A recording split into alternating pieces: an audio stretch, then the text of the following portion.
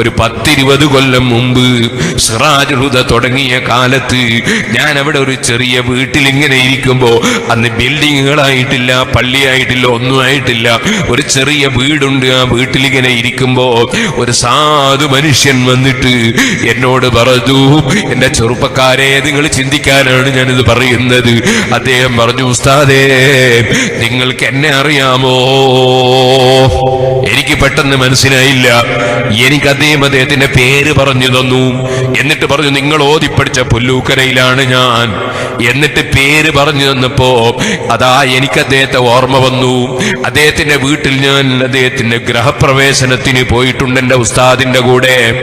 സുബ്ഹാനല്ലാഹ്, അന്ന് അത്രയും പ്രൗഢിയുള്ളൊരു വീട് ആ രാജ്യത്തില്ല, നാട്ടിലില്ല. സുബ്ഹാനല്ലാഹ്, വലിയ വീടാണ്. ഞങ്ങളന്ന് ചെന്ന് അവിടുന്ന് ദുആ ചെയ്തൊക്കെ എനിക്ക് ഓർമ്മയുണ്ട്. അദ്ദേഹത്തിന്റെ കാറിൽ ഒരു ദിവസം ഞാൻ ബഹുമാനപ്പെട്ട ഉസ്താദിന്റെ വീട്ടിലേക്ക് പോയതും എനിക്ക് ഓർമ്മയുണ്ട്. സുബ്ഹാനല്ലാഹ്, അദ്ദേഹവുമായി എനിക്ക് പരിചയമുണ്ട്. അദ്ദേഹം എന്നോട് പറഞ്ഞു, എന്റെ ഇപ്പോഴത്തെ അവസ്ഥ നിങ്ങളറിയോ? എന്റെ വീട് ഞാൻ വിറ്റുപോയി.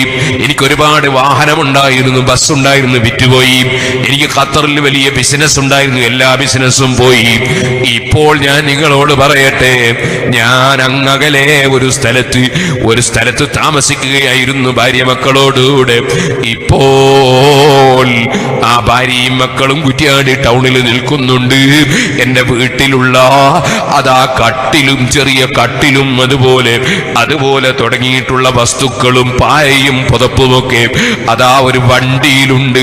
തൽക്കാലം അതൊന്ന് എനിക്ക് ഇറക്കി വെക്കാൻ നിങ്ങളൊരു സ്ഥലം സൗകര്യം ചെയ്യുമോ? ഞാനിത് കേട്ടപ്പോൾ അന്താളിച്ചു പോയി. ഞാനിങ്ങനെ ചോദിച്ചു, എന്താണ് ഇങ്ങനെ സംഭവിക്കാൻ കാരണം? സുബ്ഹാനല്ലാഹ്, പലതിനും പല നിമിത്തമുണ്ടാകുമല്ലോ. സുബ്ഹാനല്ലാഹ്, ഞാൻ അദ്ദേഹത്തിന് തൽക്കാലം ഒരു സൗകര്യം ചെയ്ത് കൊടുത്തിട്ട് അദ്ദേഹത്തിന്റെ കുടുംബത്തിൽ ആരുണ്ടെന്ന് അന്വേഷിച്ചു. ഉമ്മയുണ്ടെന്നറിഞ്ഞു. ഞാൻ ഉമ്മയുടെ സമീപത്തൊരാളെ പറഞ്ഞയച്ചു. എന്താണ്? സുബ്ഹാനല്ലാഹ്, നല്ല പ്രൗഢിയുള്ള വീട്ടില് താമസിക്കുമ്പോ ഉമ്മാനോട് എന്തോ അതബ് കേട് പറഞ്ഞുപോയി.